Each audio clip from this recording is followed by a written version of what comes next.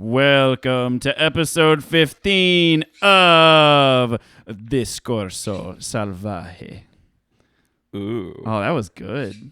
Yeah, I feel proud of that. Hola, everybody. Oh, ¿Cómo estás? Yeah. Welcome to Episode 15 of Savage Discourse. what? Yeah. How'd you do that? Dang, you just code switched between languages so quickly. Yeah, man. I got one of them brains. You got a bilinguals. Mm-hmm. You sprechen Sie all the languages. I got a double language Brian.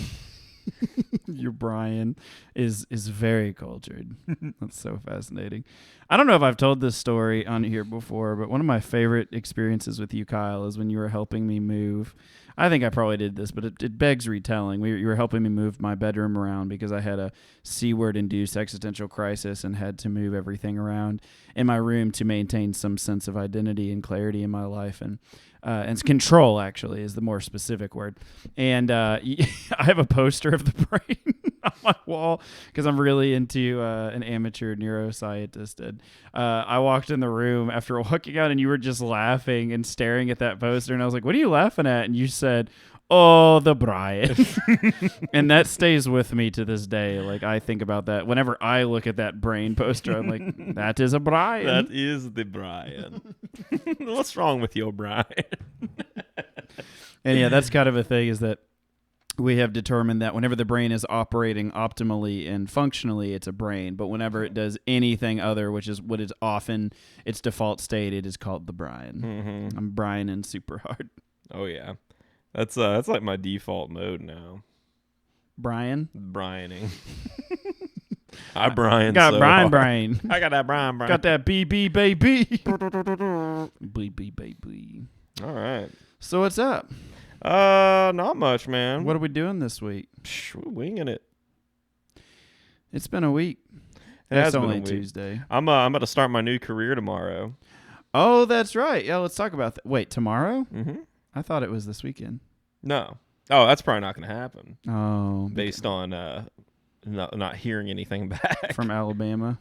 No, from... I thought Alabama, like the issue is the litigation, the existing that scarlet letter you No, have. I don't think that's the issue. The issue is I got a background check done, and it said I cleared every background check that they gave me, like criminal and all that shit, because they did my name and social security number, and all that came back fine. But it said my name and social security number don't match on my background check. So I might be an illegal alien. Who are you? I don't know anymore. I thought I had a pretty good understanding, but... if your numbers that you have barcoded on your cheeks don't match up to that which has been bestowed upon you at birth, you might be you might be an illegal alien. Yeah, I think Trump's going to put me in a cage on the border. So they're coming for you, Kyle. yeah, I know. So apparently I'm not qualified enough to work in an Amazon warehouse. So Well, how can you be? You don't exist. I know I'm not even a thing. So does that mean I don't have to pay bills either? Maybe I can just get right through this. I would triple, quadruple, pentuple down, and I would just cease to leave.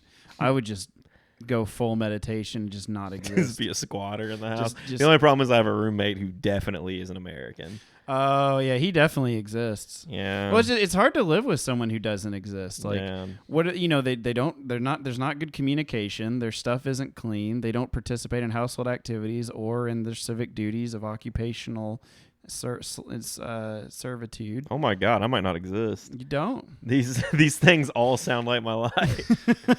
Oh no, it was all there all along. Is this why I don't see a reflection when I look in the mirror?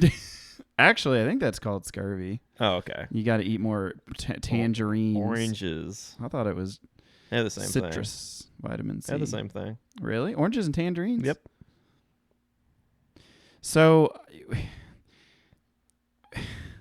okay, so now I'm interested because, like, I feel like not existing, like, if people are like, Mr. Kyle, you have not paid any of your taxes over the last few years, like some other notable people we know who didn't pay the taxes. And, you could just plead that, well, I don't exist clause. You can just plead that on as your defense. What are they going to say? Like, okay, we can prove otherwise. Like your numbers don't match. I think they'll just deport me to whatever country they claim I'm from. Where do you think where do you think I would go? I was just about to say that. Where do you think I would land? They're just gonna spin. They have like I could see them having like because the caricature of a border patrol and that someone who's unfeeling and very insensitive to the cultures. I feel like they just have like a map with the United States with like underwear and a giant middle finger, and then they just have all these blobs that represent other states and countries around the world, and they just have like a sign that's split down the middle, and they flick an arrow, and if it lands on half, it's America. If it's not, they literally just Russian roulette that shit, and they just pick a plane ticket. Huh. Interesting. That's my. I mean, if I ended up in perception. Canada, that'd be okay. I wouldn't be too pissed. Yeah, Canada is like I don't want to say diet America because I've been there. It was quite a few years ago in Vancouver on the west side of Canada. West side, and it's beautiful there. But it's like a Chicago-ish size city. But the thing that I love about Canadian culture is that it's just America. It doesn't feel like a culture shock. You go there. What? Your eyebrows. You just eyebrow raised at me because you were showing me that you were listening very attentively. And I appreciate that, but it caught me off guard. This might be my new country. Tell me about Canada. And it's really great because everyone over there is nice, and they're just there's just it's so funny because the way the language is so there's just no shock at all until you get a boot. Or there's just certain words, and that just gets there's you. just, and I'm like, oh. I've heard something about Canada, and I didn't know you went there. When did you go? Bunch of Canucks. Yeah, it's when or why? When? I went when I was a wee summer child of 22 or 23 with a girlfriend that I've talked about in the Toxic Cutting Anchors episode. Oh. But she took me there, and we actually had a pretty amazing time. But yeah, it's right above Seattle. It's like a 3-hour drive. Nice. I've heard that in Canada, all of their water fountains actually have Canada Dry coming out of them. Is that true? Can confirm. Nice. There's nothing drier than the crisp Canada Dry public water fountains. Okay, I could do this. That sounds a lot more believable as like an American Midwest like in the hollers thing because everyone's got Mountain Dew mouth and everything. It makes more sense. Yeah. Okay. So yeah, maybe I'll end up in Canada. I'm 99.999% sure that whoever put in my social security number just put it in wrong because I've definitely paid taxes and went through the whole court system without any problems, just right through. Nothing. I just love them being like, okay, so in order to expunge all of your felonious charges, you have to tell us your number, and you're like 1 2 3 3 4 2 3 5 1 2, and they're like, nope. What do you try mean? again. It's like when you don't enter your password incorrectly, you're like, nope, try again, and it deletes your email. They're like, did you forget your password? Did you forget your social? We'll send a confirmation to your email. What's your email? Nope. You can reschedule your hearing in 3 to 6 months. Well, at that point, you know what? That's probably what would have happened. Like, if it all be done, they'd ask for my social. I give it to them. They're like, oh, you don't exist, and I'd be like, so these last 3 years, just nothing. I didn't have to do any of this. Didn't have to put myself through 2.5 years of sobriety. Yeah. And difficultness, not leaving the state, not being able to change jobs. Yeah. Not being able to buy a shotgun at Walmart. Yeah.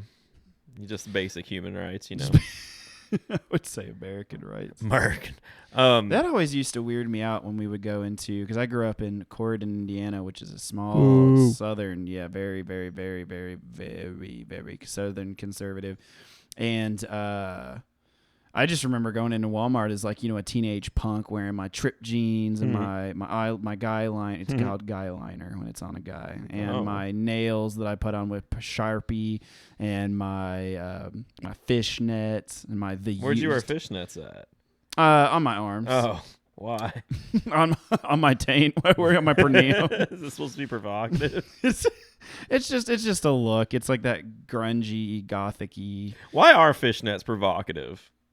Because they, that's interesting. I think it's because they usually are accompanied by, like, you don't see someone wearing like a full trench coat and fishnets. Usually it's like, skimpy, very few clothes in there. It's like you can't see everything, but it just hints enough that your interest is piqued and your blood level is rising because you're becoming aroused. Interesting. You think it's because we're like conditioned to think so too? Yeah. Like stalking? Yes. Because I mean, if I just see a bare leg, I'm like, that's a leg. Well, in other countries, culturally, like I would say the European countries, from my knowledge, are like, there's naked, nudity is truly just an expression of humanity, and there's posters and magazine spreads, and it's completely normal. But over here, in Anglo-Saxon conservative conservative in quotation marks, it's okay if you see 1,000. I sound like a 60-year-old freaking I sound like, what's the word, a grumposaurus, like I just sound like I'm yelling at the kids and like yelling at the air. Going back to the social media episode. But it's like, it's okay to see like people's heads explode on TV and violence and all the cursing, but like you had better not show nudity on television. Yeah, it's weird to think about our values and like what, like everyone like just accepts our values because that's what you're like born into and raised with that. But when you really start questioning why they are the way they are, it's so strange. Like why we're going back here again. Why psychedelics and weed and all this stuff's bad, but like alcohol's fine and caffeine's fine. It's all the same thing. So I'm glad you brought that up, Kyle, because I wanted to talk about that. What, caffeine? Specifically, no. I wanted to talk about values. Oh, values. Values. So I'm just cut it off. I'm reading an excellent book by Johann Hari. And he is an English journalist, and it's called, I brought this up, but I forgot what it's called. But now, no, I mean last podcast, like I know what it is now. It's called Lost Connections. Okay. And the book I was mentioning in tandem with that is actually called Chasing the Scream, but that's about the failed war on drugs. The Scream? Chasing the Scream? The Scream. Oh. But why? It's about the war on drugs and how it's failed. I don't know. I haven't read it, but apparently everyone says it's really good. I haven't read it. I have it. I plan on reading it. I just feel like when you say, "Oh, I've got this great book," it implies that you've read it. That I've put in the legwork. Oh, I've got this great book. It's on the way from Amazon. I've put in the eye work. So no, but anyway, this book is really great because it talks about there's a lot in it that's like directly applicable to my life. So it's about. I'm sorry. I keep accidentally like gentle burping into the microphone. You got another one? Nope. So this book is about Johann. So this is about values. I need to say that to me so I remember where, like, what the single thread pinning this abstract idea to the wall is. That's like I have to circle back to. So anyway, he talks about how he has been on antidepressants his whole life and how he was, in SSRI, which is what I am on. I'm on escitalopram or Lexapro for short or for generic. Like Lexiprofessional? No, like Lexapro, you're not feeling woe anymore. And so the interesting, what you know about Brian in terms of neurochemistry as it applies to selective serotonin reuptake inhibitors? Oh, not a damn thing. Oh, girl, not nothing. What you got for me? What knowledge you about to drop on my Brian? So you better open that Brian up. She's open. I would like to remind everyone, if they've been following Savage Discourse, that Kyle now has 2 anatomical organs that are ladies. The first one, when you were talking about your Cockman and you said, let's whoop her out, and now your Brian is a lady. Good for you, Kyle. Yeah. I think I have a lady brain, too. I've always said that. As a brief aside to this huge aside, like, I have always, like, felt culturally... And that's another thing. Let's circle back. Like, dude, I'm creating all of these, like, riffs in this, like... oh, man. So, like... I have always said, like, because I grew up in a small southern, predominantly white, predominantly conservative Christian town, and like I feel like the value, like the research and everything now is like sexuality and like machismo, what identifies you as a male versus a female is very culturally defined. Like obviously anatomically we come to this world as one or the other, but then like the kind of ghost in the machine, the personality, the feelings, everything in there. And sorry, It's just my birds. It sounds like a tornado's in there. It's a tornado of cuddling. They're You probably think- preening. Do you think it's picking up on here? No. they're Okay, just if y'all grooming. hear anything, it's just a tornado in a cage. It's just my birds grooming each All other, right, go being ahead. really Well, cute. it sounds terrible. So, sounds like they're chasing the screen. That was really good. Hey, So I was listening. it's like I have always identified, like my parents were, a psychologist and a clinical social worker. My dad was a professor, and we were raised very like differently than a lot of other families.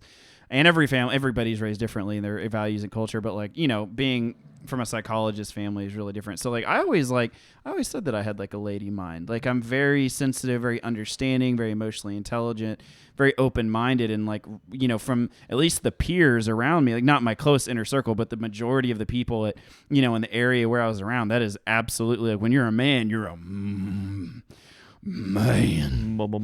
Like, like a 19, like that's a man. Yeah, I could like someone kicking in a door with a fire axe. Yeah, I can agree with that. I guess I'm the same way because I was pretty much raised more by my mom and grandparents. So, yeah, I wasn't really, I'd say I'm more understanding and open-minded than what you would consider a cigar smoking, spender snapping, top hat tipping. My dad also had spenders. Dude, your dad, I like your dad. Thank you. I met him for the first time that I can remember this week, and I think I met him one other time. Okay, you want to add another breadcrumb to this trail that we have to I wanna see backtrack if we can from? get back. Oh my God. Okay. So yeah, over the weekend, I was chosen to be the best boy in my brother's wedding. My younger brother, I have an older brother, and all these brothers now have mothers. Or wait, no, they no. My brother's mother is my mother. He's your brother from the It's not same- another. Anyway, it was really amazing, and both my parents were there. It was a socially distanced wedding, sort of.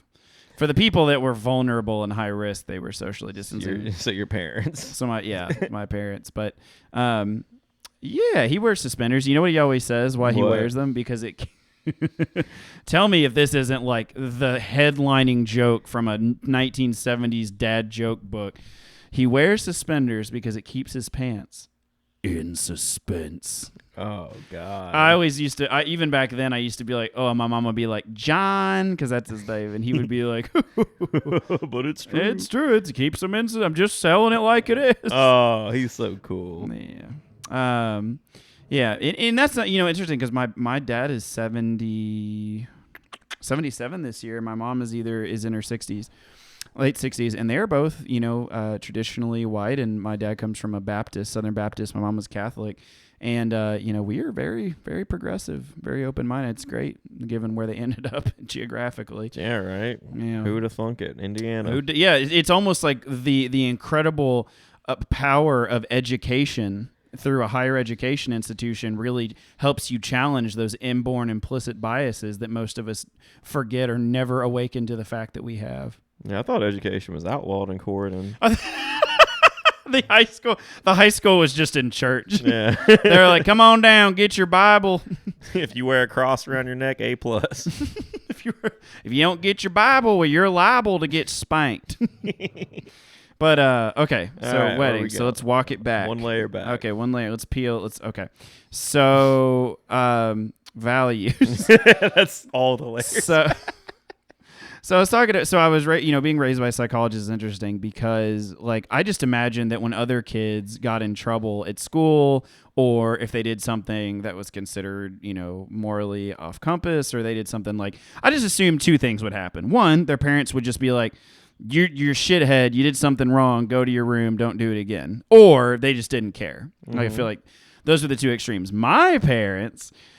So I knew that the pot was boiling and I was about to be dunked berries first because I would come in the door and they would be like, "John, we need you to come talk to your father and I in about 5 minutes in the living room, okay?" Oh, and that's suspenseful. Yeah, and I'd be like.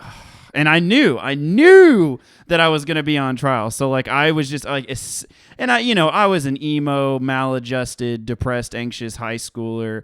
I, hated my life. I was just, there's no reason for it. I just, and that's another part I'm going to get back to with the book. But, I was just, so when I got home and I heard that, all I wanted to go to was go to all I wanted was to go to my room and listen to Limp Bizkit. Oh man, I didn't want to have to talk about. So I would go, and I would already be in just an awful teenage hormone fueled hurricane mood, and I would go and dump my stuff, and I wouldn't come out. They'd be like, John, we want to talk to you. Will you come out? And I'd be like, oh, fine. So I'd come out, and let's just say it was an infraction where, let's just say I got a bad grade at school. Okay. So easy peasy. So I, for many years, and I'm 31 now, for many years, I labored under the delusion that this was going to be an equanimical, equal. They're going to present an accusation. I will present counter prevailing evidence, and we would compare the two, and whoever was the most just and the most evidence based would come out on top.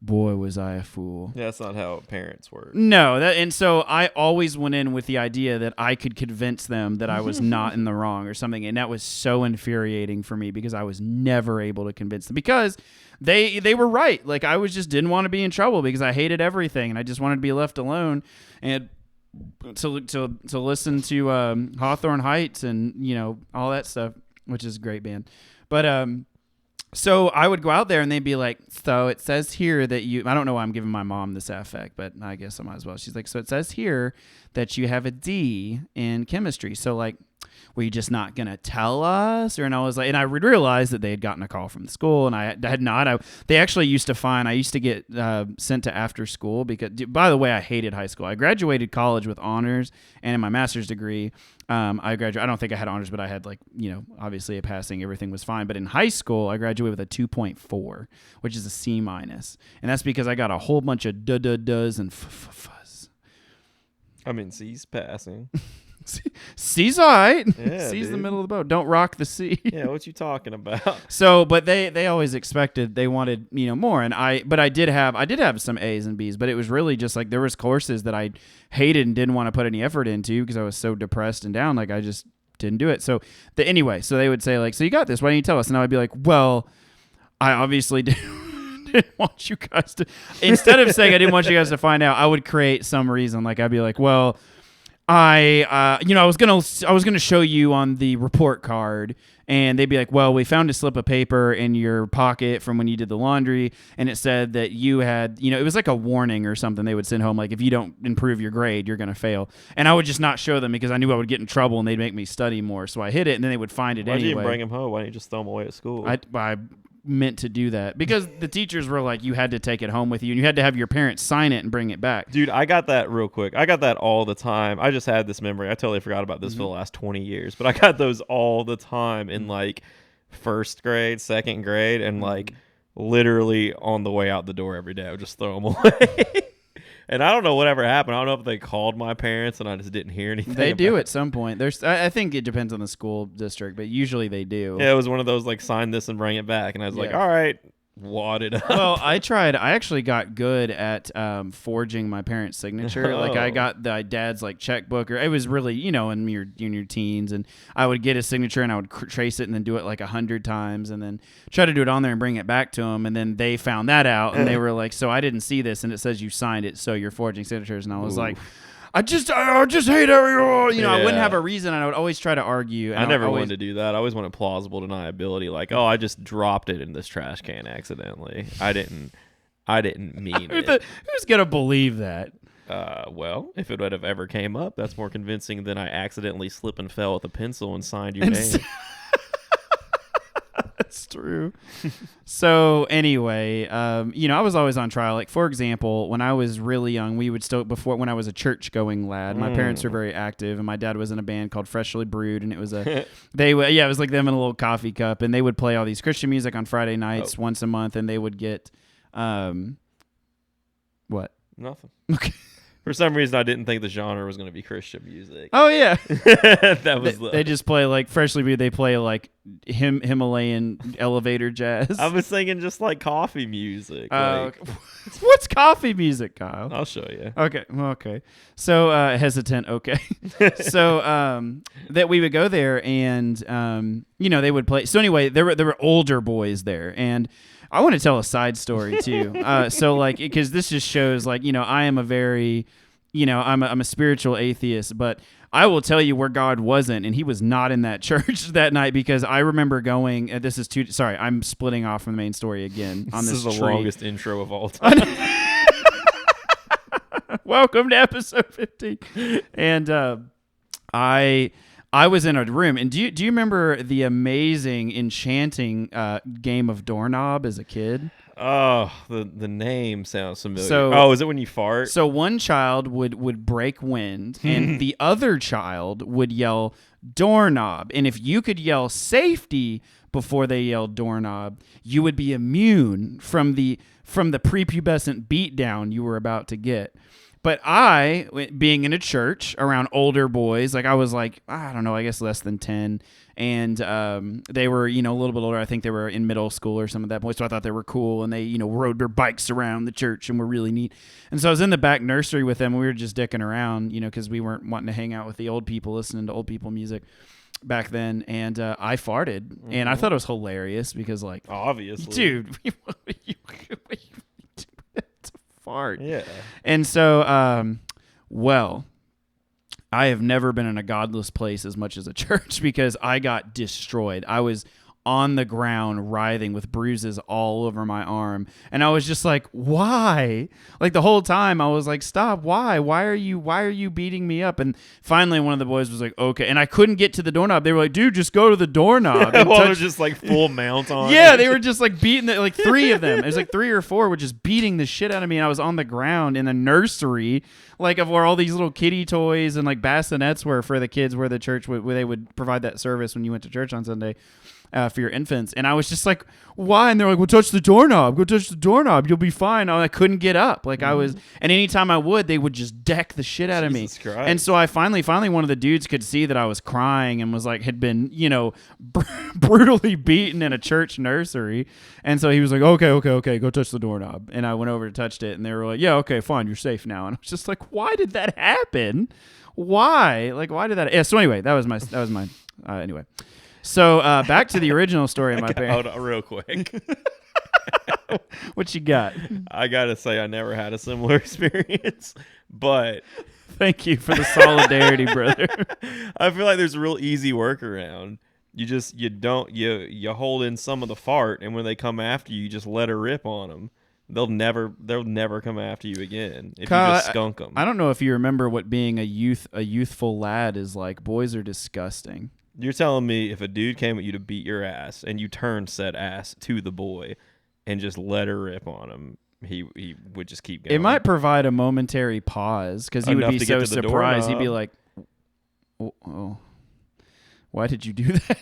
I think it'd work. So again, though, I was never in this position. Yeah, I know. So yeah, it's easy to speculate from your high horse when you weren't the one getting beat down in a nursery. So that brings me back to the coffee house night. So prior to that happening, I don't know what the timetable was. Anyway, we were outside, and there was this giant, beautiful moth. Like I don't know. Moth? Yeah, this giant. Did you not expect that? No. This giant, beautiful moth, and it was just laying on the ground, and I was eating. This sounds like I'm making it up, and I swear to God that I'm not. I was eating a bunch of crackers, like just a big mess of crackers, and. I know you're trying to figure out where this is going. The spiciest food in Corden, Indiana. Yeah, dude, we were all so white. Yeah, crackers with salt was almost too much over the line. And I was chewing up all these crackers, and I went over, and they were all looking at it, and I desperately wanted to be a cool kid. I'm just laughing at you because you really don't know what direction this goes. See where this is going. And I was just standing over it, and I was just like, hey, watch this. And I just let this giant cracker wad fall out of my, you know how it gets all like chewy and okay. And it fell and dead on the moth and just like flattened it, because I had so many crackers. That many crackers? Yeah. Enough to crush a moth? That's right. And so this was like, I guess like an hour or two before we left. And so they actually like, for whatever reason, I guess they were just turd bags. Like they went and they were like, this little kid just spit up on a moth. And of course they found my mom. And of course my mom is Saint Francis of Assisi reincarnated, which is amazing. She loves animals, which is where I get it from. But when she saw that I had taken a life with crackers, she was like, John, we're going to talk when we get home. And I was like, okay. So we went home. She was like super cold and whatever. It was the end of the night. We get home, and the next morning, I think it was too late. We went to bed. She was like, you're not going to be playing any video games or anything until you come talk to me. And I was like, okay. And I was like, well, what? And so I went in the other room, and she was like, so you're going to write a 1-page paper on why you spit on that moth and why it wasn't okay and what you're going to do differently next time. And dude, I shit you not. I know that sounds like a fate worse than death, but like, that happened a lot. Like when I was a kid, like if I did something, they would make me write a paper on it. Okay. Like, and I would have to be like what I did, why it was wrong, and what I would do. So I shit you not, I found that like 5 or 6 years ago, like in this big bin of like elementary stack of like, like my parents kept a lot of that stuff so they can look at it. And dude, it is the it's the most like you can't expect like a fucking 7-year-old demoralized. Like the paper was like, my name is John. When I was at church, I spit on a moth and it died. This was wrong because it died. It hurt its feelings, and I took a beautiful creature from God's earth. In the future, I will not spit on a moth because it will die. That's beautiful. And that was literally like, it was just like a page. And she read that and was like, okay, you're off the hook. Pretty well, dude. I think she saw that and was like, why am I asking someone who's got to be in the lowest stage of moral development to like moralize their actions right now? And like, I knew what right and wrong was. I knew but like, I didn't, my parents. It's a moth. Well, a life is a life. So did y'all not own a fly swatter? I think it was like because I know my mom, and she's a beautiful woman who loves animals and has just done so many amazing things. If I'm thinking about it, I think this was back when she, there's a lot of stuff going on with her health but I mean, I think there's a good likelihood that it was just the sheer madness of it. Like there was no, like, it wasn't hurting anybody. It was just existing, and I killed it for no reason. Okay. I can see like that. a really strange, not like a fly buzzing around. You kill it because it's slightly annoying. Yeah. Okay.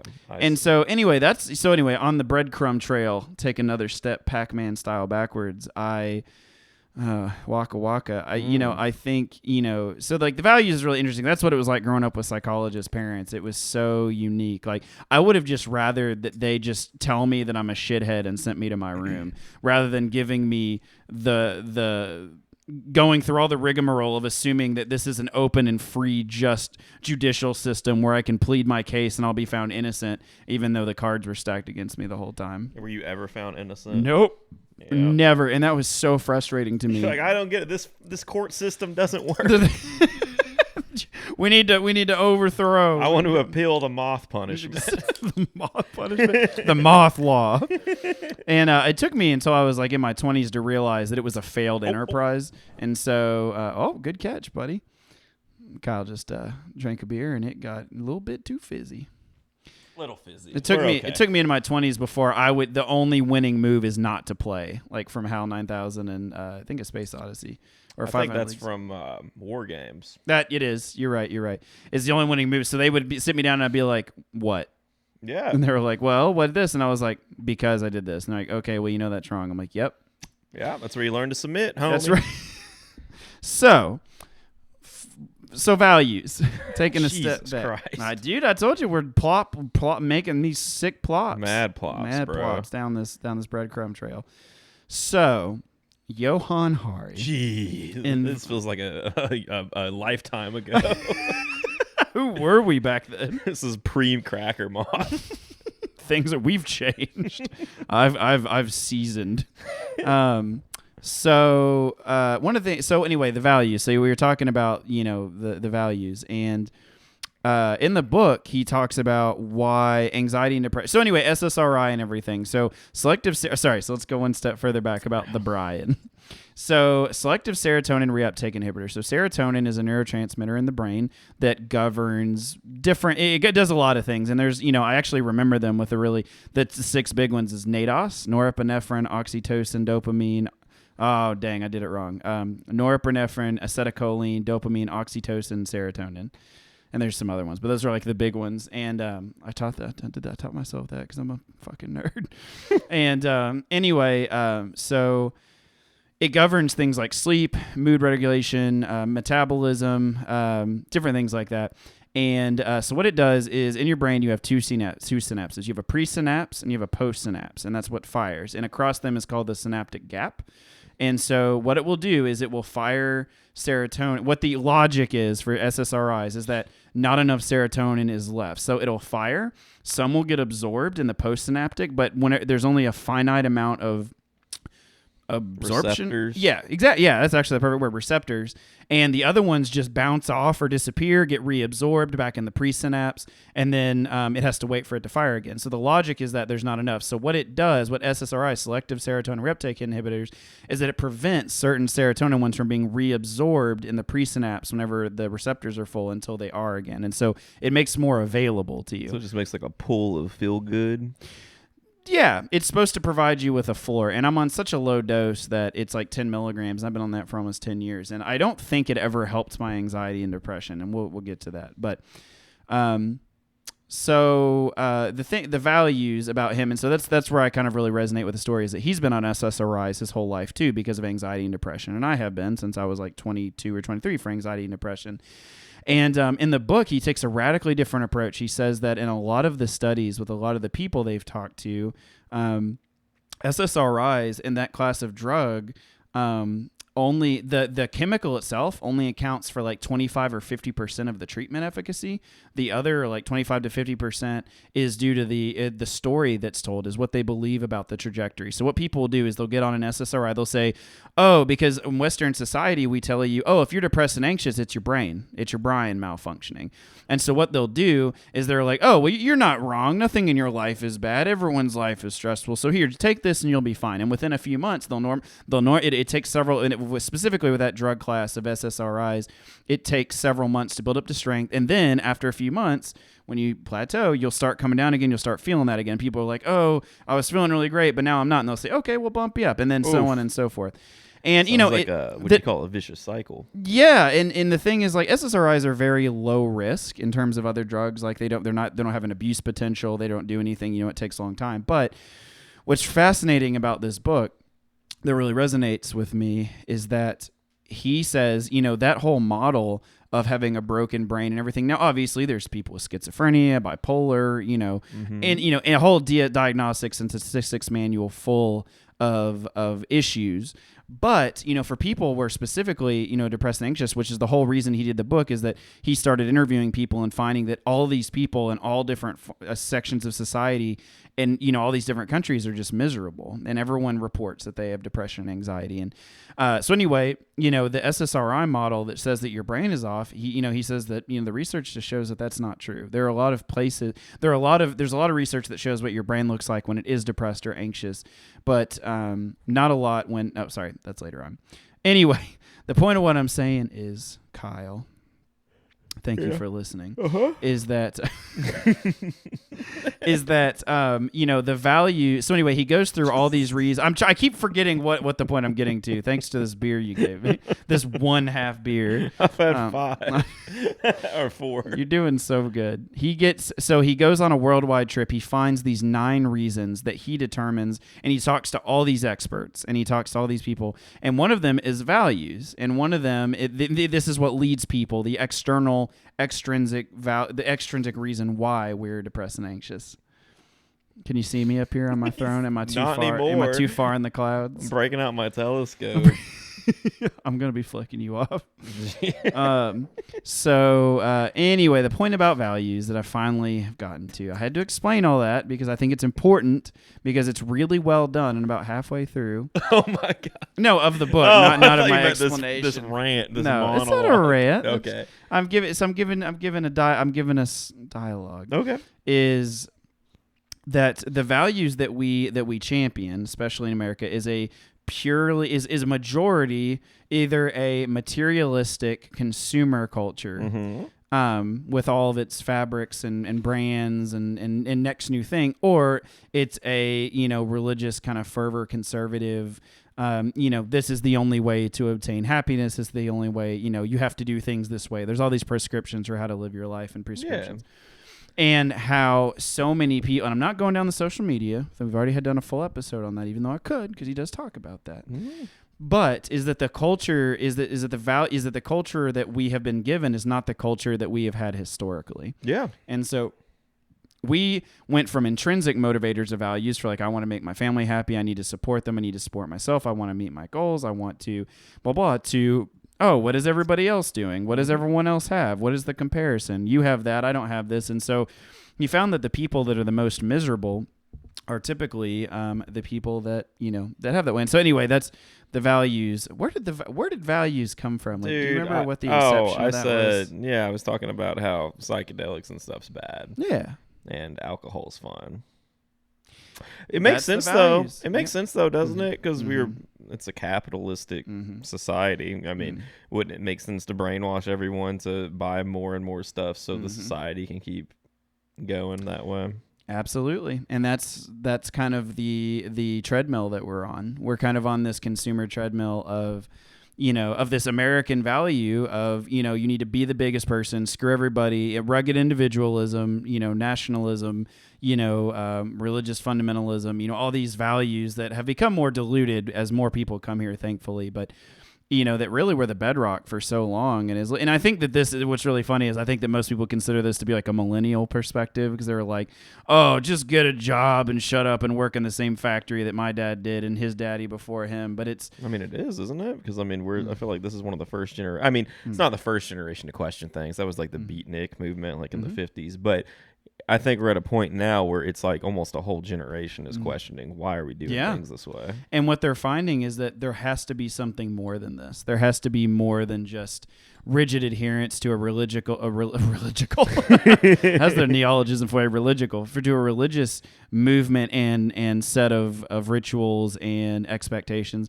And there has to be something else besides own all the shit, buy all the things. If you don't, what are you doing with your life? Yeah. And so anyway, that's the second part of the book is he talks about reconnection. And just briefly, I'll just give a little part. So he talks about how, because to the introduction to part 3 of the book, which is about the reconnection. So the whole book is called Lost Connections. And the whole reason that is that every single reason, the 9 reasons, there is a point of people no longer being in the state that they used to be, which is we used to live in these big communities, these big societies. We used to know everybody. We used to, have this, sorry, by big, I mean smaller compared to our municipal settings. Like we're not in cities, we were in tribes and all these different smaller villages. Everyone was relying, we had all this thing and now we're not, and we have all these parasocial relationships. And so to open up the third part of the book, he talks about how, because he's over in England, he was traveling. He went to Berlin, and I don't know how much you know about Berlin, but they used to. I don't know exactly, and this is going to sound really dumb, but I don't know exactly what happened with the wall and why why it was put up. But do you know anything about that or what happened? Mm-hmm. I think it was divided. The wall went up, but that doesn't matter. So that's a whole other history. Why it went up? Yeah. No. Okay. Well, I guess we're just dumb Americans when it comes to world culture. But yeah, we're too busy buying shit, dude. That's right. That isn't history books. Why would I buy that? It doesn't make my dick bigger. It doesn't make my dick cuter. I'm not gonna get laid with a book. But maybe I could lay the book. Like, you could lay the book and build your throne. But I meant like I know lay with it biblically. Biblically. So, oh God, they talk about fucking value. So anyway, so he goes to Berlin and he talks to this group of people, and he meets this woman there, and she has I'm gonna mispronounce her name, so let's just call her Nancy. Betty. Betty's good. So Betty is in a wheelchair, and she's an electric mobilized wheelchair. She's like in her 60s or 70s, and she has been served their rent keeps rising in euros, like it keeps going up and up, and so she basically put a sign on her window that said, I'm in my 60s. They keep raising my rent and I can't pay it. So I'm going to commit suicide. I don't have anybody else. I have nobody else to take care of me. No one's going to come help me pay my rent. So I just want you guys to know this is what drove me to this. I'm not mentally ill. I just, I can't fix this and I can't live on the street. And she was like, so they said that where they were at in Berlin, like that area where the housing projects were, is kind of like the Bronx, like in New York, like it's kind of a bad part of town. And so she put that, and suddenly all these people who were, live in that kind of area saw that, and they were like, oh, shit, what's going on? So they started talking to her, and they formed this plan to basically say, like, oh, yeah, that's been happening to us, too. Like, what the hell? And they eventually figure out how that happened, and it was actually subsidized by the government, and then the buildings were paid off. So the people that owned that land, whether it was, if it was communist, it was owned by the state. I'm not sure, but essentially they protested in the street, and they just sat there. And so the issue was you had all these different groups of people that were fearful of each other. You had these old Muslims and these young kind of punky Turks that were there, and how they could never get along. There was a gay bar across the street that nobody wanted to go to. And over all this time with her, everyone started coming together. They signed up to do shifts because the police would come and remove their blockade at night. And if there were people there, they could stop them from doing that. So they started serving shifts with different people, and all these different interactions started forming with all these different people. And they found out, shock and awe, that we have so much in common because we're human beings. And guess what? I moved here and I had a son when no one helped me too. And I'm failing at school because I don't know how to do this. And you're an old retired military veteran. You can help me. And like they formed all these relationships. They went to the gay bar. The gay bar like funded. They gave them all these equipment. Like basically the whole community came together to help them. They eventually, in one small part of the town, got them to freeze their rent over the course of months and months and months. So, he talks about, the Lost Connections is all about bringing people back together, going back to what makes us, is that we talk about the biopsychosocial model, and all psychiatrists and psychologists are taught that. But most people, when they communicate to their patients or when they in their practice, they really just focus on the biological. They just focus on, it's your brain. But the problem with that is that makes us feel like I'm broken or that I can't fix it and that I'm not good enough.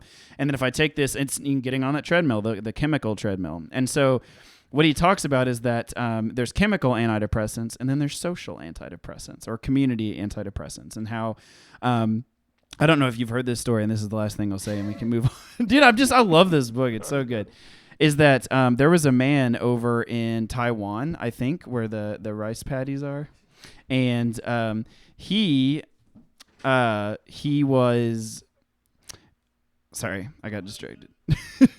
Thanks, Kyle, from the other room. There's this man, and he had a rice paddy, and he was working on the farm, but they also had... from the war that happened over... it's Cambodia. I'm sorry. In Cambodia, and they had all of these... there were landmines that were stuck in the rice paddies, and he blew off his leg. And whenever these people went over there to ask and explain how they do, and there was a psychologist running a study on how they handled those. Everyone was like, I think we have one guy who kind of sounds depressed or anxious like that, and he's this guy. He was really happy, and then he lost his leg. He wasn't going to do rice paddies, and he couldn't work there anymore. And so what they did, what do you think would happen is if somebody over here got an injury and wasn't able to work anymore? What do you think would happen? Like they get on Social Security? Is that what well, no, like what happens to them socially, do you think? They'd probably would feel like they were worthless. Mm-hmm. Yeah. They would feel like they're worthless, and they would probably go to their house or apartment, and they would just sit there, and they would get on Facebook. They would, whatever. So they would be alone, pretty much. They would be isolated. Spread some hate. Spread some anxiety, or they might see a psychiatrist, and they would give them those medication. But over there, they said we do things differently over here. So what they did was they got everyone in the village, or the village elders. They all sat around him and they talked to him for hours, and they were like, we're so sorry. They listened to him. They let him cry. They let him get it out. They talked about what he wanted to do, what his future was, what his values were. And he said, I want to have a job. I want to have a meaningful I want to be able to contribute meaningfully to life. And so because he was not able to provide the means, because he's just one man, the whole village came together and bought him a cow. And so he could be a dairy farmer. He can milk that? Yeah, so he could be a dairy farmer. And hell yeah. And they said within like a few months, and so on, like every sign or symptom of anxiety and depression completely went away. Yeah. And so that to me is and so back to the, to the big V, to the value, values are fascinating in the way that they have an effect on us. And I think I woke up like years ago, I think probably after a night of like drinking and smoking and altering my perception. I just woke up and I was like, it just seems like so many other countries have better values, like family and communalism and openness and helping each other. And ours are just rugged individualism and capitalism. Yeah. And, and that has to play a role. That has to definitely. But I mean, like I said, it makes sense. The values that we have, like the more that people feed into them and keep buying stuff and keep not worrying about community and just going to work and working their lives away, the more the people at the top are making more money. So it makes sense to promote these values here. Yeah. It keeps the status quo. Yeah. So I'll keep you updated whenever I get through the second half of the book. And then nice. And you can endure that half. Sweet. Can't wait. No, dude, I think I want to live in a tribe, man. See what it's like. As I was reading that, it made me feel a lot. Well, like we've talked about before, most tribes end in a mass suicide or people leaving or infighting or, because everyone's idealized utopia is that it's a utopia. It's not it's not a me-topia. An us-topia. An us-topia. Okay. But I think there are some communes that exist today that are like independently governed. Yeah. Well, I mean, like, how like when people, at the Bellamy, where a couple of our friends lived. That's a U of L housing for students. Used to be. Now it's the projects. But before, back when it was U of L housing, I know when you would sign up there, and this might be how it is with all dorms, but when you would sign up to go there, they would give you like a little questionnaire, like a personality test, and they'd match you with people that were like on the same page as you, like if you were there to party, if you were there to actually study hard, what hours you worked, all this stuff. So I feel like there could be something like that for a tribe. Yeah, I bet there is. To Alaska. Yeah. Well, and there's so many different like personality tests and so many different aptitude tests. Like the one that I really like, I did at my last job, was called the predictive index. And what it determined was, it was like 100, 200 something question survey and inventory. And what you got at the end was a readout of like these 4 or 5 different it was like, how cooperative were you, how much of an independent thinker were you, how do you handle conflict and adversity, and then like gave you, and I was a collaborator, like, because that's how I am, like I want to get everyone together, I want to figure it out, I want to lead and help everybody make their contribution and make sure everything's good. And this I bet there probably is. Yeah, I mean, I'm just saying, I think if I started a tribe, it wouldn't end in mass suicide. But maybe that's just me being cocky. As a, I don't think it would end in mass suicide. You're not a sociopath or a psychopath. Yeah. Well, I don't know. I've never had that kind of power, tribal power. So I guess who's to say? Who is to say? And that's what's so interesting is that you hear about history and all these terrible men, and like the thing that historians and people who, psychologists always say is, it could happen to anybody. It's not just these crazy, like the Stanford, the prison experiments, like how they gave people, college students, and, they took that power and lorded it and then weaponized it. Yeah. It's spooky. Human psychology, man. I mean, it's easy to just point the finger and say this person's evil, but I mean, they got basically the same brain as you. Yeah, assuming they don't have, like an axis 1 or axis 2 disorder or something. Basically the same. Where our DNA is only like, it's like less than 1% different than like the DNA of like chimps and stuff. Yeah. Actually, I think it's crazier than that. I think it's like 1% different than like trees. Do you know about CRISPR, Kyle? Yeah. Have we talked about this? We did. Ooh. So I watched that documentary called Human Nature. And for those of you who don't know, DNA is fascinating. So CRISPR is like continuous, repetitious, interval, and it's an acronym for a protein strand or a DNA or a allele strand, protein strand. And what it does is it intersperses in the DNA code. And when they pair that with Cas9, which is a molecule or protein molecule that goes around that, it takes that and goes to every other strand in the cell and maps that on. And if it's not that, it cuts it out and then reinserts that. So it's actually being used for all kinds of things to cut out like cancer and diabetes and other things in utero and in vitro. Mm-hmm. It's oh man, it's on Netflix. It's called Human Nature. It's all about that, about the good and the bad, because there was definitely some talks by Putin in there talking. Do you know that his name is Vladimir? It's like Vladimir Vladimirovskov. Like his middle name is like. No, but I believe it. It's like Vladimir Vladimirovskov Putin.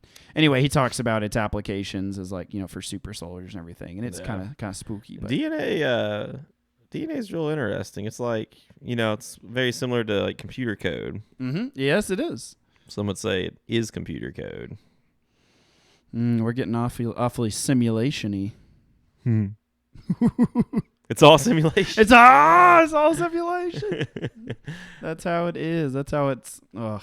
We've had that talk. Yeah, we're going again. There's actually theories. The ancient alien theory. I sure do. So there's theories that because we only use 1% of our DNA, and the rest of it's just kind of junk DNA just floating around there. We don't even know what it's for. You know what I mean? You know what I'm talking about? I didn't know 1% of our DNA is actually I think I'm saying this right. Only 1% of our DNA is actually functional to be used for anything. I think it's a low percentage. I don't know if it's 1% or not. But the rest of it's just bits and pieces that we don't really know what it's there for. And they're saying once we can actually analyze DNA better and stuff, we might find some crazy secret code in there that the aliens put in us when they were making us. Wow.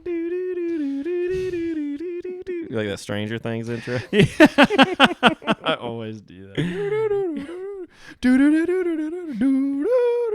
That's not it either. No, it's the X-Files. Oh, okay. That's what I usually do. I think, what was mine? Mine was the Twilight Zone that I was doing. Mm-hmm. Yeah, Stranger Things is... Stop.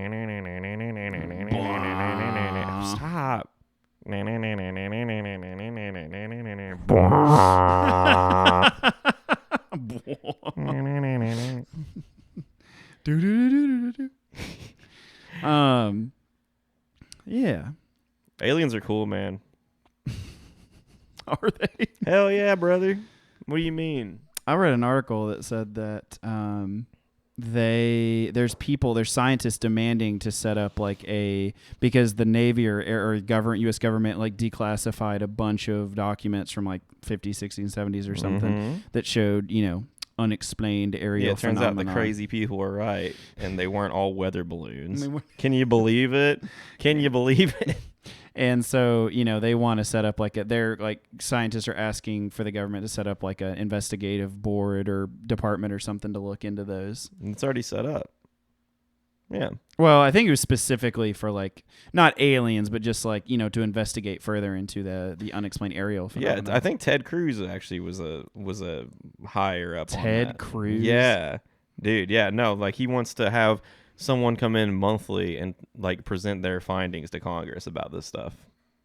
Can you believe it? No, I cannot. I know. But it's the thing.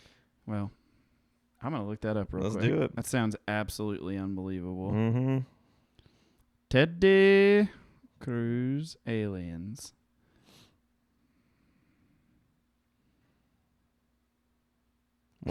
What's it say? Well, the top one says Ted Cruz, totally not an alien robot or the Zodiac killer. Shit, was it not Ted Cruz? It was a conservative for sure. Oh, okay. I don't think it was. Man, is Ted Cruz the only conservative I can think of right now? Who was the other one? There's definitely another conservative in Congress.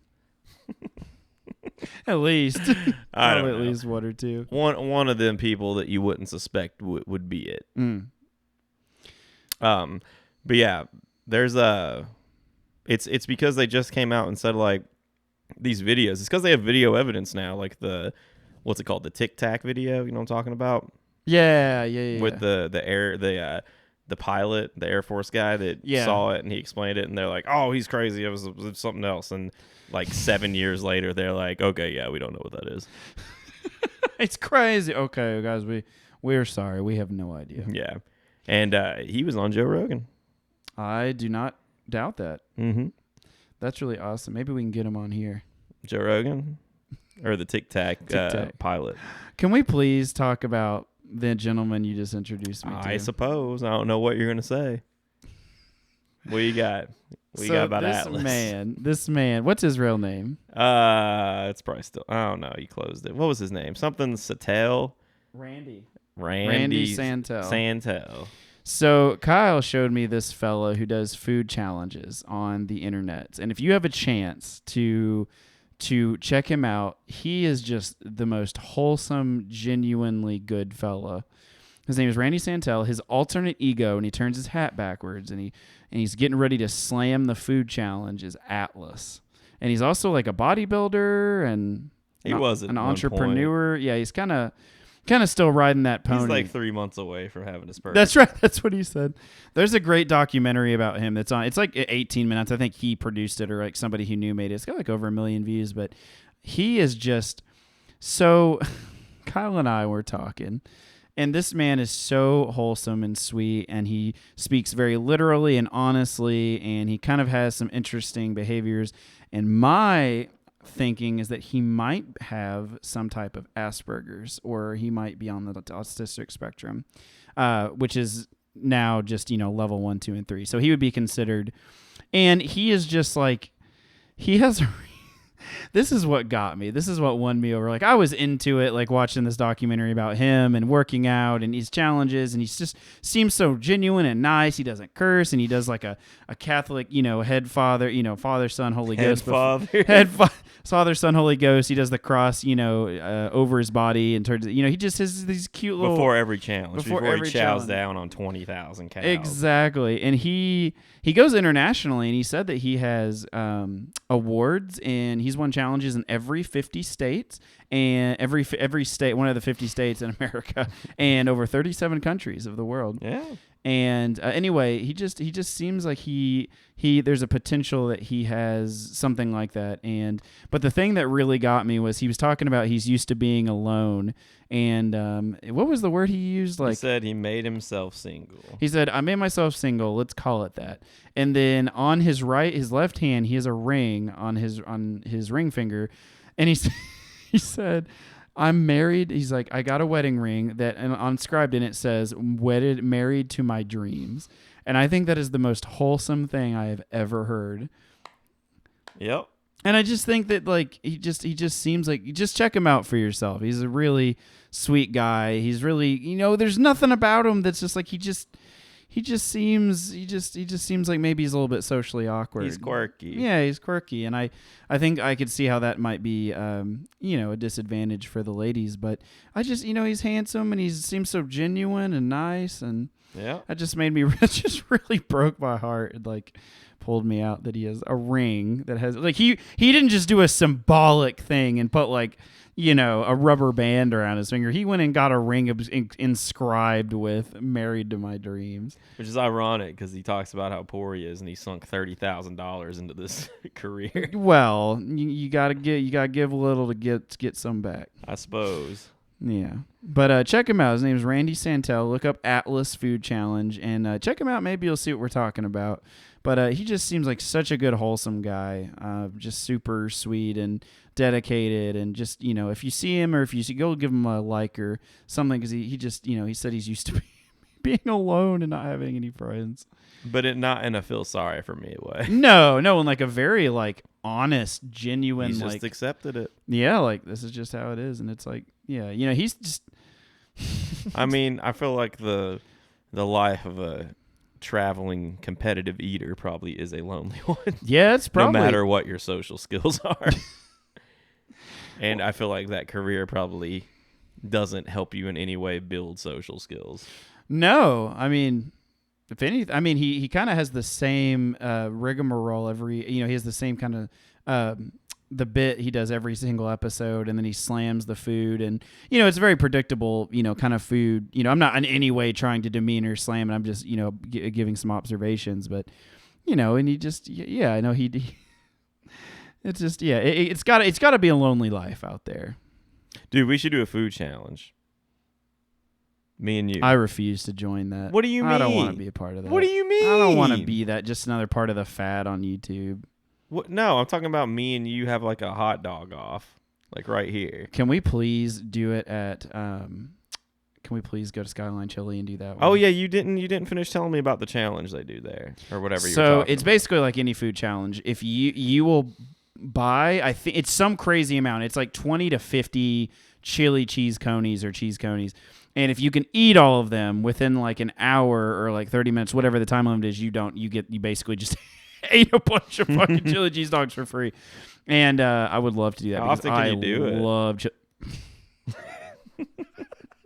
you trying to get every meal paid for? I mean, if you think about yeah, like it, what's the interval? Like what's the statute of can limitations? I just show up for dinner every day and Do you think never you're have gonna to put away 50 dogs? Yes, confidently.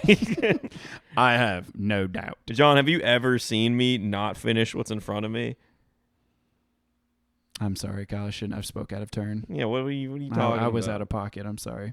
I'm trying to think. I think the last thing I literally couldn't finish eating was a sheet cake. but I have eaten a whole sheet cake before, but just this last time it didn't go well. I know you've eaten a sheet cake. Just to put that out there. I love that you refer to it as a sheet cake so that people really understand the dimensions. Yeah, I'm not gonna say a cake, and it's one of those little shitty $5 Kroger cakes. A woohoo cake? Yeah, no, I mean it is. It can be a woohoo cake. Sheet cakes are No, woohoo. hold on. You talk about my woohoo now. Yeah, I'm pretty sure. Every time. I think every time. Sorry, Kyle got me onto the woohoo. It's I was probably sorry to speak against the woohoo. Yeah, woohoo for those not in Kentucky. If at what? There's Kroger's nationally. Where else? Everywhere. Not North Carolina. What They got that. The Foodalian, Foodalian. Yeah, they don't do woohoos. Anyway, I think they're owned by the same company. It wasn't Foodalian. It was a different thing. Oh, but okay. there is a Kroger thing there. Okay. Anyway, Sorry. when they have discounts going on, which basically means the cake's about to turn. Put it down. Stake it through the heart right before before it comes they take back. it out back and tie it to a tree and pump the shotgun on it. Dude, I just watched the new Pet Cemetery movie, so this is very relevant. Yeah. Before they go bury it in the Indian burial ground beyond the It deadfall. rises again. And it comes back different and sometimes better is dead, Kyle. Anyway, when they're discounted, they slap a big O sticker on it that says woo-hoo. And it says the price. So sheet cakes, I don't know if there's any sheet cake salesmen out there. Sheet cake connoisseurs. Yeah, sheet cakes connoisseurs. They're usually about $18, $19, something like that. Woohoo will run you about $8. It's much easier to put away when you still have some money left in your wallet. It's deliciously financially responsible. Yeah. And if it's about to expire, you need to put it all away in one setting anyway, right? Oh, that's true. I love that it's about to turn. Yeah. Soil's up there sour. Oh, he says, sorry. Yeah, the soil up there is sour. It's stony, but a man's heart is stonier. Is that from the Pet Cemetery? Yeah, that's what Judd says. Wow. But a man's heart is stonier still. Interesting. All right, so 50 chili cheese dogs. It's like, here, let me look it up real quick. If it's 20, I'll do that right now. Dude, I'm not going to lie to you. I have been wanting someone to do this with me for a long time. John, I feel like I've told you, and I'll tell anyone ever, if there's a food challenge, hit me up.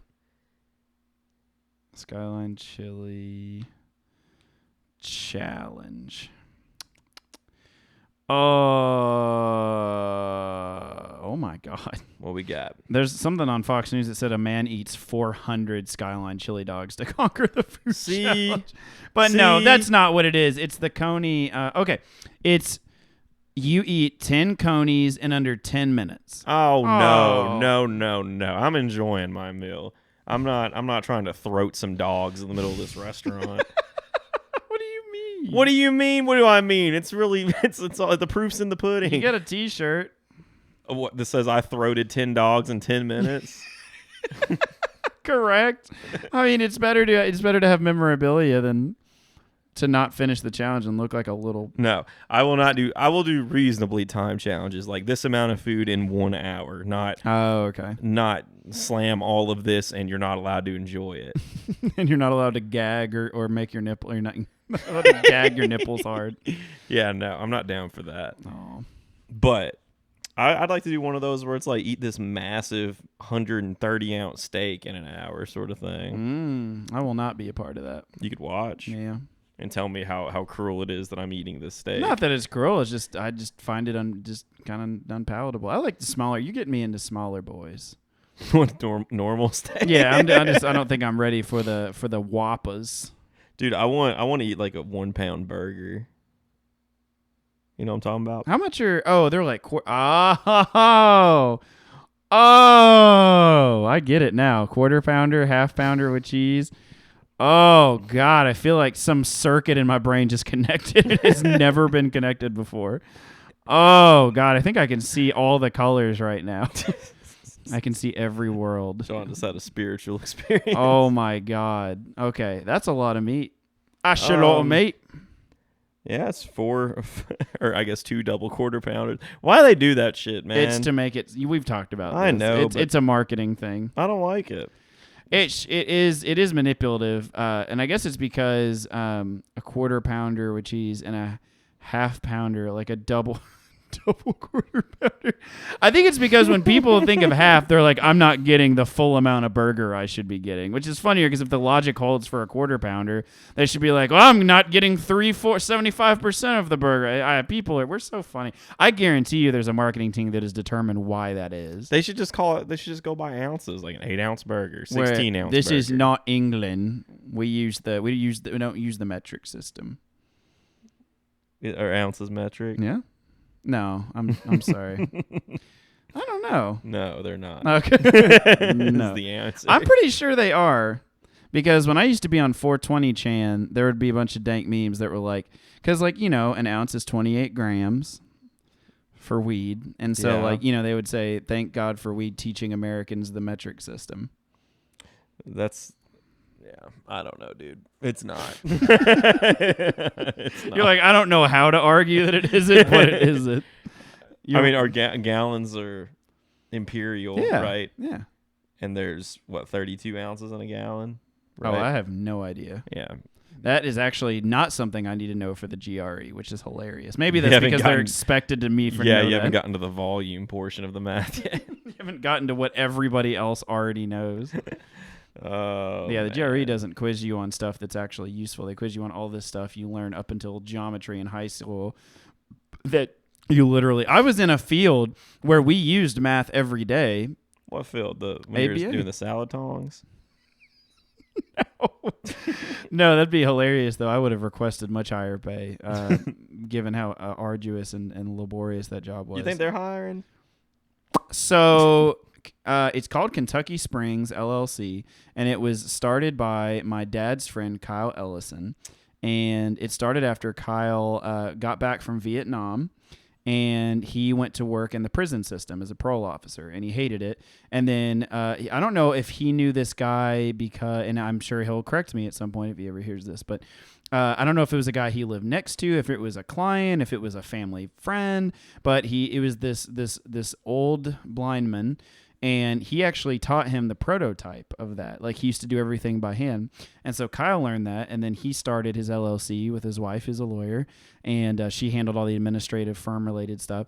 And it became that, and then he did that for like 20, 30 years or so, and then he actually sold it a few years ago because he's getting on in years. And he said, and I quote, I wanted more time to pursue my true passion, which is playing the banjo, and that is what he does. Hell yeah. When I would go into work with him, he would literally, because he's an old hippie guy, he would just play banjo, and I would stand there and watch him, and he would pay me to listen to him. Like, I'd stand there and watch, because it was all like, it was his factory. Like, we would all wear, we would make salad tongs, cheese cutters, pottery tools, out of the 4 different types of woods, and make them by hand. And their whole process was, it was really cool. He figured it all out himself. What's the demand like for salad tongs, though? It's a gourmet item. It's like I actually saw one. I was on a date in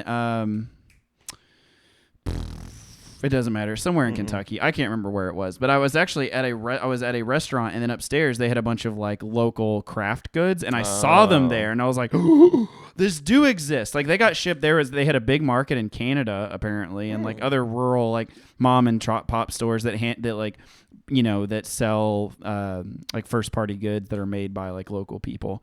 So it's really cool. They're expensive. They're like $15-$20 a pair. Jesus, I mean, for some salad but they're tongs? good. They're real good. How long did it take you to make one or a pair?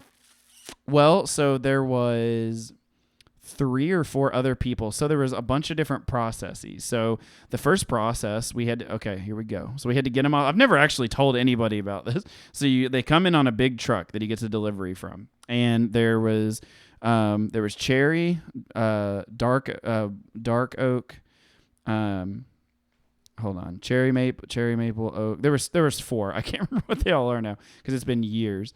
But we get in, and the first thing we have to do is rub them down with this proprietary blend that he discovered, which is like vinegar and something else, and it raises up the wood. Oh. And so we would do that. We would leave them there overnight, that was actually my least favorite thing because it would get my hands super, like the vinegar just melts, burns into your hand. So we get them out there, put on gloves, rub them down from top to bottom. And these were like 10, 12 foot, they were already cut into like slivers that are like an inch across, like the salad tong. Then the next step is he made these rigs of all these belt sanders that were top to bottom, and we would run them through them and get all the grit off of it.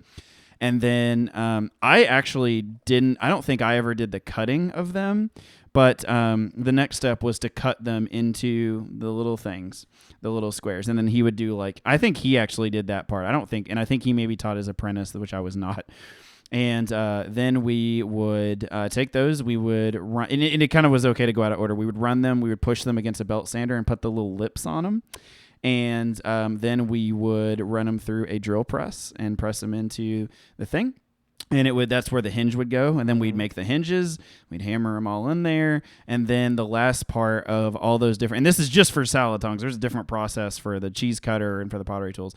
But then the last thing we would do is, before they were finalized, we put all the thing that made the spring in there is there was a steamer that had oil, and we would oil them, and we would basically soak them in that oil for like hours at a time, and it would soak in. And they put a little thing like a plastic part that made that little tongue stick out, and so that's what gives it that springiness. And so when it would oil, it would stay that way. And then we take it out and finish it, bam, bam, boom, put them in there, and then he would put the final touches on them, send them off.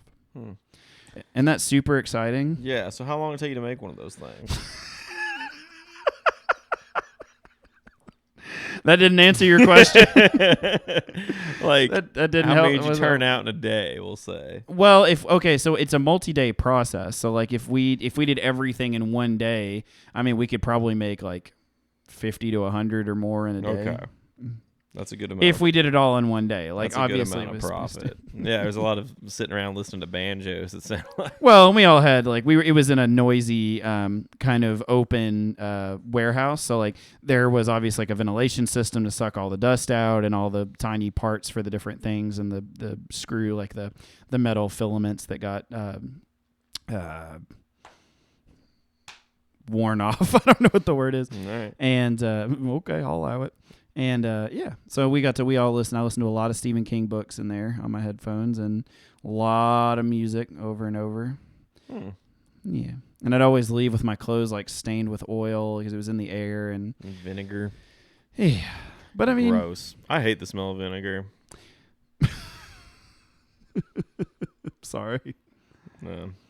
Is that just one of the scents that repulses you? It is. Does it not repulse you? I don't know. I wouldn't say it's an aphrodisiac for me. I think it's the opposite. If I was getting frisky and I smelled vinegar, I'd probably stop being frisky. You're like, what is happening right now? Who's acidic? Where's that coming from? Yeah, I don't. Yeah. Milady, are you a slimy gal? Ew. All right. Let's see. What's up with bikers, man? Oh yeah, you said you wanted to talk about this. Yeah, let's talk about it. It seems like there's a hair, a turd in your craw. Yeah, I'm stick pissed. in your craw. What's going on? Are you talking about like? I was gonna say the South Park reference. Are you talking about motorized bicycles, or are you talking about bikes? In this particular rant, I will be discussing bicycles. pedal Oh. bicycles. Ooh. Okay. So as somebody who does bike fairly frequently, or I did up until recently for no good reason, I hope you know that I am planning to be the foil to your issue. So let's go ahead. But I will not abide. You will abide. Okay. When did we decide that that we're all just going to pretend like these people driving on the roads on their bikes or cars? Well, Kyle, that's a great question. It's because it's safer that way. Safer than them riding on the sidewalk. So when I ride my bike, I ride on the sidewalk if it's really busy because I know that people are crazy and that, and accidents happen. But if it's like a light flow or, whatever flow of traffic, like I never ride in the middle of the road. I only ride in the middle of the road when there's no one behind me. I stick to the side, like where I get over as the far right as I can so that I'm not, because I know that I'm going like 10 to 20 miles an hour and they're going 30, 40, 50, whatever. Mm-hmm. But I think that, I don't know, I think it could just be, I think it's a safety thing for people, just to ride in the middle of the road. And if everyone treats them like a vehicle, then obviously the logic is that cuts down. But it's actually, I think it kind of enrages people because they are sharing the space and they're going like a quarter of the amount that they're going. Let's let like people just walk in the middle of the road then. Like, no one has to be anywhere at any time, right? Like, I appreciate staying to one side and all. I think we should set up swim lanes. Yeah, that'd be super dope. I'd love to swim to work. That'd like be downtown cool. on all the one-ways when they actually have a dedicated bike lane. Yeah. That has, like, It's awesome. That's great. It's perfect. That's great, but I'm talking on one-lane roads where these people are riding in the middle of the road. I saw a pair of bike bros today. All right, some babies. Yeah, like wearing their full bike gear, like their tight clothes, their condom suits. Yeah, their condom suits with their condom helmets, and they just start hitting this hill, going as hard as they can, and like I'm chilling right behind them, and I'm looking down, and it's like 10 miles an hour, and I'm just chilling behind them. There's another lane next to me too, and they're like looking behind them, looking at me like I'm inconveniencing them, and they're like trying to wave me around, and I'm like, no, it's fine. If they're gonna pretend to be a car, I'm gonna pretend to be a bike. Such passive aggression. Yeah, if their legs are too tired to pedal anymore, my ankle's too tired to push down on the pedal. No, it's cool, dudes. I'm fine. Yeah, I'm fine. No, that's cool. Take your time. Yeah, it's hard for us bikers. Why didn't you just go around them like everyone else does? I didn't want to. You wanted to send a message? I did. I think they got it. I think that it's not going to affect their behavior at all. Well, we'll see, I guess. Let's get. Did you plant trackers on them so we can pluck them from the wild and check their fecundity rates and check their migration patterns? I was also on my way to the gym, so I was in no hurry to get there. I was driving to the gym so I could run on the treadmill.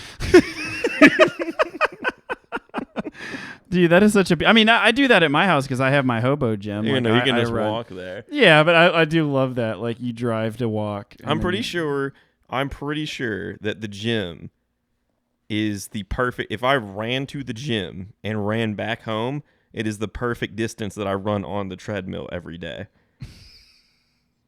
Somebody, because I've been running on that treadmill for years, and it's a nice one that I paid like half of the price 4 years ago from a friend, and I enjoy it, because I have a Netflix set up with I've got a really nice swanky, like I watch Netflix and Hulu and I watch documentaries, listen to music, and run, but. A lot of people just like to go run outside, but I just like, I don't know. I just enjoy it. And, all things being equal, I can't see, I feel like it's equally damaging for your joints. I got a couple reasons I like running on a treadmill. First of all, if I have anything in my pockets and I start running, my pants start slipping, and I don't like that. I run in my boxers because it's in my house. Yeah, I don't have that luxury. Mm-hmm. Secondly, I like there being a water fountain 5 feet away from me. You don't get that in the wild. I have a 2-liter because it's my house. I know. I've got one of these for everything you say. Okay. No, you don't. If I happen to eat shit and get flung off the treadmill again, I want it to be on camera. What you got? You record yourself? I have my phone on my treadmill, and I could record myself. You can. So in mid-fall, you're going to grab your phone. I'm going to fling into the wall, and after I pull myself out of the hole I put in the wall, I'm going to go up to the front desk and ask if I can have the video. which they'll quickly tell me no, and they're billing me for the drywall. How do you know that I don't have a camera in every room of this house? Because you don't. I know. You would have showed me some shit that you've done already. I guarantee it. You know me too damn well. Jesus Christ. I know. True. There's another reason too. Oh, when I'm feeling extra edgy, like when I've been running consistently and I'm in good shape, I like to compete with everyone around me and be the one on the treadmill the longest. The one that's slamming. Yeah. But then on days like today, I like to ignore everyone else because I only ran like a 5K today. Only. That's good. Well, I was doing like 6 miles before we went to North Kakalaki and drank all the beer they had. Drained the state. It is now a dry can. Empty. That's amazing. Yeah. Yeah, I after the weekend with celebrating my brother's wedding, and I'm so happy for him and his wife, and they're such beautiful people, and God, it was such an amazing ceremony. It was one of the most meaningful, if not I'm willing to say it's one of the most meaningful, open, just genuine, authentic vows and ceremony I've ever seen in my life. And there was a direct correlation to how I felt about how pure it was and how much I punished my liver. And I basically am just now I had to recover from that. So, but it's one of those once in a lifetime things. It was so amazing to be a part of. Do you remember how heavy, when it was just me and you chugging on Jared's Barton when we were putting it in the cup? Do you remember how heavy you were pouring that? Nope. It was heavy. Like I was doing a shot, maybe a shot and a half, and then filling the rest up with Coke, and then you would start pouring, and it was over. It was like half of the cup of bourbon. There are no limitations on the joviality when celebrating someone you love's happiest day. Yeah, I mean, it was just clear that you didn't know what you were doing. No, I get that. You just suck at it. You were putting yourself in danger. Yeah, but I mean, we did it. We were fine. We lived. Those muffins, though. They had, because it was a Seawood wedding, instead of cake where everyone could have coughed and sneezed and rubbed their germy hands all over, we had individualized cupcakes. I didn't even think of that. Yeah. So we had these gourmet cupcake muffin hybrids from a bakery in Louisville, and they were... I can't. They slapped, y'all. I can't. These muffins slapped. They were cupcakes, actually, but yeah. They had like the spongy. They were cupcakes that didn't have icing on them, but they had icing like in them, and they were had covered icing on them. Some of them did. They were like covered in a glaze, yeah, but it wasn't thick icing because they were all in like they were all in like Ziploc bags. Juicy. And I'm telling you, these things were so sugary, sloppy. Keep going. Oh yeah, keep going. These things were so sugary that one muffin was probably like 1,800 calories. Oh, for sure, Ferda. And between John and I, we had to have at least like 400 or 500 muffins. I didn't expect the 100 at the end. Yeah, we smelled. But dude, it's a day of decadence. It's a night of opulence. We were there to celebrate. It was happy. Everything was perfect. Like it was just so. Like, I'm not going to not eat like 5 of those muffins. No, I'd eat 5 right now just to keep celebrating their wedding. Just for the rest of my life, every day. Yeah, if they want to do that for me, I'll do it for them. You want to do a muffin food challenge? I want to do the Skyline Chili hot dog one first. That's not a thing. Yes, it is. Okay, I'm not. We have this conversation. Let's just do it 3 times and just do 30 minutes. No, I will choke. You just don't know how to open up the throat. Correct. I can teach you. Nope. I'll teach you. You can go ahead and do that challenge. I'll watch you just throat some dogs while you watch me eat a steak. Look over and you're just very tenderly, very gentlemanly with your bib. With your bib. Yeah, well, I was gonna say your like napkin tucked into there. Your nice 5-piece suit, and I'm over there just horking down meat dog. Dude, that is literally how I want to die. Slurping on your Mountain Dew. You probably would. You probably would die. You know what? You would, and you should actually. As a matter of factly. I feel very strongly about this. Oh man. Yeah. Man. Wow. But yeah, that wedding was great. It was beautiful. Your brother looked like Jared Leto. He did. He was a beautiful man. His wife was gorgeous. The shaman. The master of ceremonies. We need to set up an appointment with the shaman. Set up an appointment. Excuse me, are you taking people to the other side? I'd like to do a ceremony. I've got friends on the other side. You know what's interesting is I loved how non-traditional that wedding was because they went to the courthouse. So technically, what people didn't know, or maybe they did if they've been through it before, they were already married. I was wondering if he had any legal power to wed them. I was thinking, no. I was thinking, LOL, probs not, bro. As he was signing the letter certificate with a ink and feather. That's amazing. But it's great because, like, you know, like weddings today are just, and always, like, they're just a ritual. There's a social contract we sign with each other. There's these incredibly over-expensive, overdone, you know, just, you know, it's an opportunity to get everyone together, but it's like, it's not real. Like, it's very fabricated and contrived, and there's all these rituals that you never observe any other point in your life. So it kind of feels like a rite of passage, but it also feels incredibly surreal and alienating and really removed from the actual experience. And it was just so, it was at my parents' house, and it was up in the field, 90-acre farm. And, you know, it was in a field that I'd never even been to. And it was just so real and so great. Very, you know, low key. I think only like, 30 people. Yeah, maybe. it was great. It was beautiful. And it was just so, I mean, there was no level of like contrivance. It was all, this is exactly how I want it to go. Yeah. I mean, and that's the thing. It wasn't even like, they had nothing planned. Yeah, they were just chill with it. Well, they had a very, what I would consider the beginnings of a musings of an ink drawing of what would be considered the beginning of a plan. Yeah, and we executed it flawlessly. Yes. You've never seen me take so little and do so much. Did you talk to your parents about us camping in that field? Not yet. I thought you would have done that like immediately after we had our conversation. We will.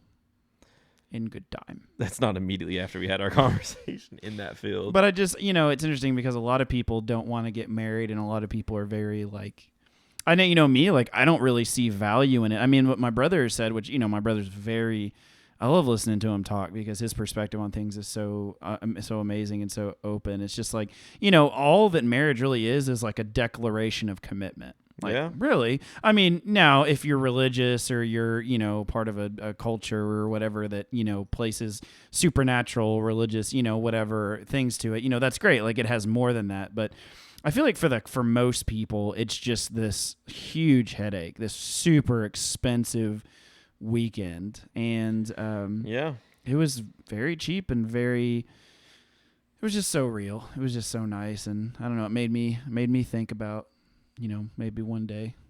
Yeah. Maybe. Yeah, I'm the same way. If I mean, I could totally see myself getting married if I end up with a lady that really wants to. A lady that wants to. I think it's gonna be 100% what she wants. Because if she's cool with not doing it, trust me. You're like, can we just go to the Bass Pro Shop and buy a go-kart?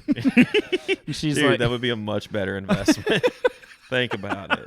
And if it doesn't work out, we can split it. You could say our love is really going places. And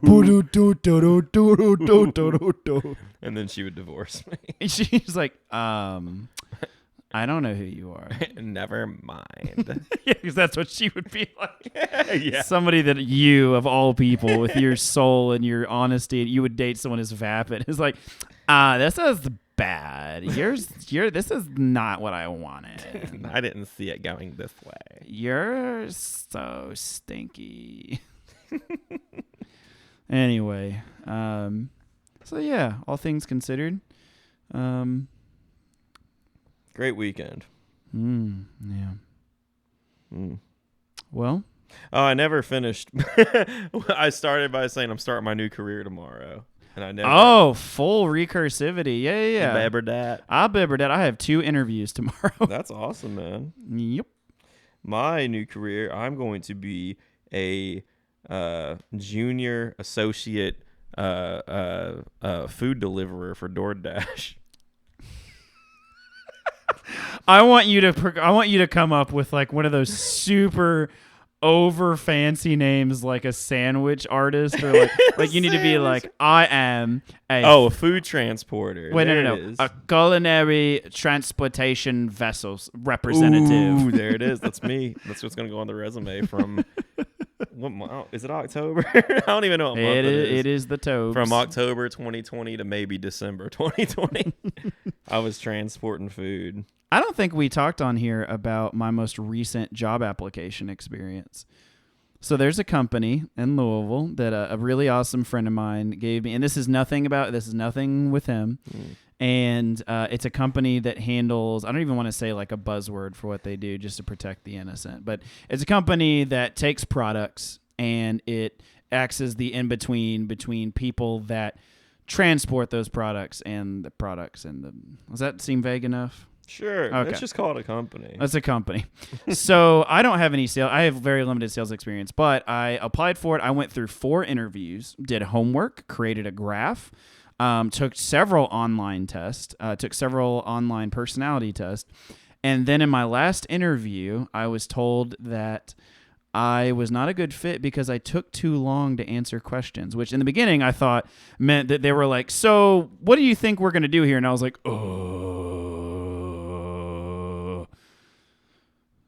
work.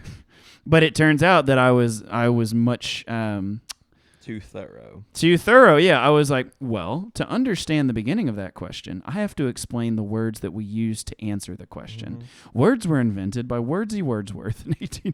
And I'm sure that none of our listeners would think that about you. No, they're like, he's not erudite or you're doing it while you're talking about He's not erudite or pedantic. He's just not ostentatious. He's straight to the point every time. So anyway, that was like a little bit of a slap across the cock, but I've recovered. So now I have 2 awesome interviews with 2 great companies tomorrow. Scurrying back to your fields. Were they like 40-minute interviews? Yeah, give me a field where I can just talk about myself, where I can just disrobe in front of someone and let them bask in who I am for an hour and not have to cut it down to a little sound bite about who I am and what I did. I want you to know me, not just show me. I listened to this man do an interview on the way to North Carolina, and it literally sounded like our podcast where he's just referencing books and talking about books and stuff that he hasn't read. Well, I'm getting better. You're getting better. I buy books to read them, and I buy them to... Actually, I'm pretty sure that I had a friend visiting, and someone was in the room, and the friend that was visiting was like, "Oh, I like your books," and they were like, "Yeah, he doesn't read them; he just stacks them." That's just what he likes to do, and I'm like, "What? Hold on! I've read like a third to a fourth of the books in here." Ironically, these books are paperweights. You don't say that. But anyway, yeah, I am scurrying back to the field that I tried to. Oh yeah, I got my certification. Oh, nice. In organizational behavior management. Can't do a damn thing with it. Why not? Because I'd have to join an OBM company, because companies don't just want to hire one dude to give them thousands of dollars to fix their company. They want a contracting firm that has decades of experience. Oh, but they didn't teach us any of that, and it was great. Like, I'm not in any way disparaging the course. Would you consider joining a firm?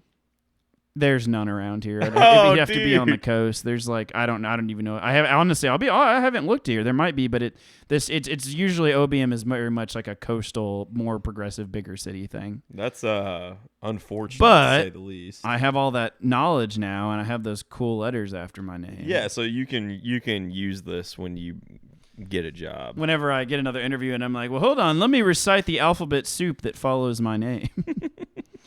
Man, I wish I had some letters after my name. EIEILGABAMSBCBIOGL. I'm just going to make up some stuff to put behind my name. Dude, no, you need to go with culinary vessel representative. I'm going to be Kyle Savage, A to Z.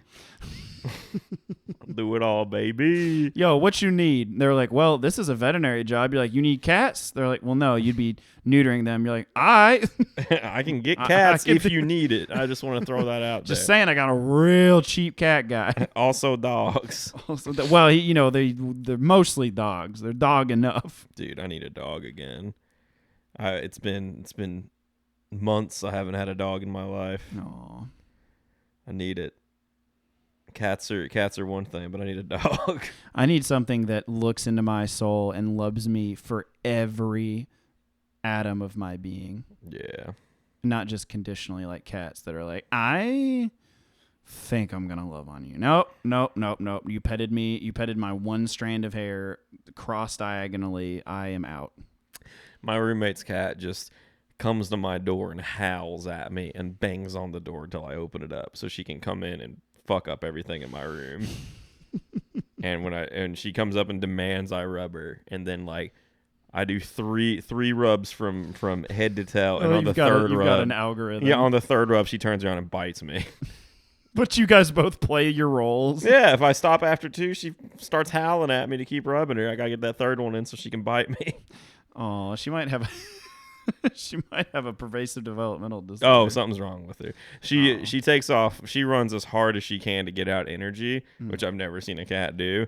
But she does laps around the house, and we live in a 2-story townhouse, and she'll run up to his room, jump in the bed, run downstairs, and I hear her just go full tilt into a door like every time. She just bangs into it. Oh. And then she just starts going, bah, bah, bah, bah. Oh, it sounds like she wants to play. No. Do you guys play with her? Yeah.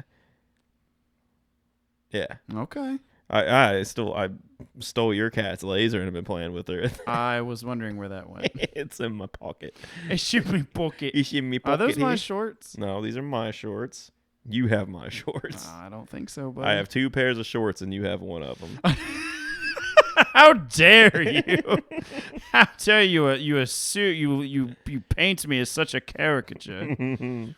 But also, they do look exactly like the pair of shorts. I know. We have. obviously share the same fashion sense. You got those. You got my pea pants, basically. Mm-hmm. Yeah. What else? You got more stuff that. You got my interview clothes in your car. You're probably about to steal. Do I really? My interview clothes / first date clothes. Oh, those are so. You look so handsome. I know, right? I got to put on a front for. I do it for exactly one date, and then I'm me. Then you wear your sackcloth. She's like, "Oh, are we? Are you? Where are we going? Are you taking me to an alleyway?" You're like, "No, my dear, the finest trash food. You'll see. The finest dumpsters. They have Wi-Fi as well." Oh man. Well, I think that's a good chunk. Yeah, it's a long cast. Feels chunky. You want to call this one Long Boy? Yeah. Go. Long John Boyson. Dude, real quick. I had Long John Silver's on the way back after because I went back out to my parents' house to clean up, break down camp. And on the way back, because I needed did you know that when you eat there's something called gelatin in alcohol, and that's what triggers your brain to eat carbs? Gelatin? It's I think I'm saying it wrong. It's like gelatin. It's a chemical that's in alcohol or an ethanol, and it triggers your brain into thinking you need carbs, and that's why you crave greasy food afterwards. Really? Yeah, it's like because I googled, I was like, why do I want? Anyway, I stopped at Long John Silver's. I got a family size box of chicken tendies and fries and pups and green beans, and I wrecked it all on the way back. On the way back, you didn't wait till you got home? No. What? This I cannot do. Dude, I don't like eating and driving. It is literally like, it's just so good. I want to focus on the road. What? I'm not trying to run off the road. Can you imagine running off the road, running into a tree, totaling your car, and just like looking down? It's because you have a piece of fish in your hand that you're trying to jam down your throat. The cops are like, "What happened? Were you on your phone?" You're like, "Oh, No. I was doing something much more egregious. I had chicken tendies." I was slamming tenders." Yeah, dude. No, I don't. I like to wait till I get home, unless it's like a. Well, but it was a 30-minute drive from where I was back. I'm pretty home. sure they have Long John Silver's in Kentucky. Yeah, but they're not proximate to my residence. Have you ever had, I think it's a Long John Silver's A&W combo. You know those little buildings? Yes. You get them cheese curds. Dude, one time I got 2 family packs of cheese curds down the hatch. No problem. No man. hesitation. No problem. No. Not even a bit. I was like, I should have got a third. I'm apparently 3 families worth of cheese. If they were to do a cross section of me, you have the burrito dimensions. Yeah, man. All right. Well, I think we've squeezed out the gems, the pearls from the clams. We could do more. Okay. If you got somewhere to be. Oh, we do have to be up early tomorrow. Yes, sir. All right. We've got to rejoin the meandering, melancholy ranks of civilized society. We've got to rejoin the proletariat, Kyle. All right, let's pinch her off. Okay. Thank you guys so much for listening to episode 15 of Sauvage Discourse. I'm John. I'm Kyle. And thank you guys so much for listening to our Unstructured Chaos. We'll see you next week. Bye-bye.